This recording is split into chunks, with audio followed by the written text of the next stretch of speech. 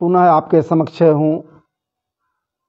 क्या कही जाए, कुछ तकनीकी गड़बड़ी के कारण आपके समक्ष जो रखना चाह रहे थे नहीं रखे थे। लाइव में था मैं,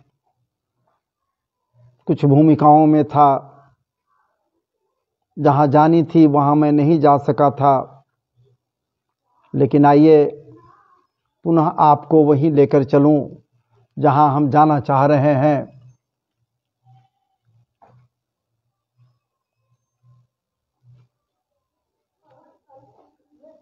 ये आप जानते हैं कि भागीरथी के तट पर सुकताल में दरभासन पर बैठे हैं, दरभासन लगाए हुए हैं श्री परीक्षित जी महाराज, और सामने सुखदेव जी महाराज श्रेष्ठ आसन पर अभिराजित हैं। और उन्हें मुक्ति के मार्ग को बतलाते हुए उत्तमोत्तम मार्ग प्रदान करने के लिए आतुर होते हुए अनेकानेक प्रकार के उनके प्रश्नों का उत्तर देने में ये समर्थ हो रहे हैं। श्री सुखदेव जी महाराज कोई साधारण नहीं है ऋषि, परमहंस है महाराज जी। 12 भागवतों में स्वयं भागवत है। ये भागवत करते नहीं, ये तो भागवत है ही, तो भागवत क्या करेंगे महाराज जी, ये भागवत करते नहीं। ये भागवत करने के लिए तत्पर हो गए, ये बात एक अलग है, कुछ सुनाने के लिए तत्पर हो गए।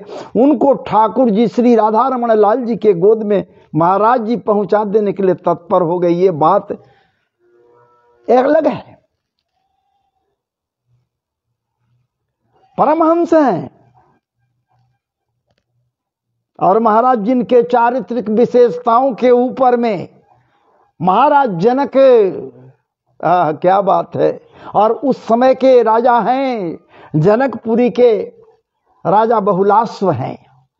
ये बहुलाश्व का मुहर लग गया है महाराज जी, उनके चारित्रिक विशेषताओं, उनके ज्ञान का भांडार या भांडारण, ज्ञान का भांडारण जो उनके अंदर में है महाराज जी, उसके ऊपर मुहर लग गया है।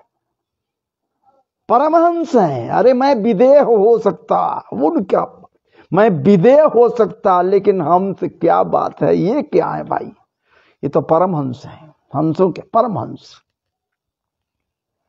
और वो बैठे हैं और सारगर्भित अंदाज से महाराज जी उत्तमोत्तम विचारों से प्रपूरित, जब ये महाराज जी, क्या बात है,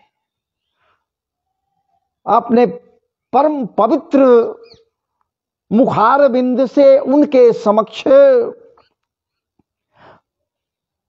महाराज जी बल्ग वाक्यों को रखते हैं, क्या बात है। तो फिर कहना क्या है, ये तो मुग्ध हो ही रहे हैं। इनके साथ ही साथ जितने संत समुदाय वहां बैठे हैं, पुलहा पुलस्त गार्गी वशिष्ठ चमनादि, महाराज जी क्रतु भृगु पराशर, व्यास, वशिष्ठ, विश्वामित्र, परशुराम आदि जितने महर्षि ऋषि हैं,